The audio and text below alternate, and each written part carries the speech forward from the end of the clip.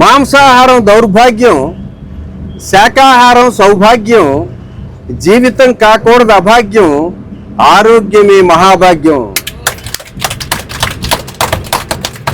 జీవులను చెయ్యకూడదు వధ, అనుభవిస్తావు ఎంతగానో వ్యధ.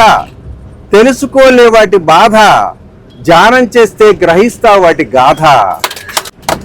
దేహం అనేది ఒక తొక్క, తినకూడదు మాంసపు ముక్క. శ్వాస మీద ధ్యాసయే మనకు లెక్క, ఇది శక్తిని ప్రసాదించే కల్ప వృక్షపు మొక్క. మాంసాహారం తింటే చిల్లుకుండా, శాకాహారం తింటే నిండుకుండా, ధ్యానం చేస్తే బంగారు కొండ.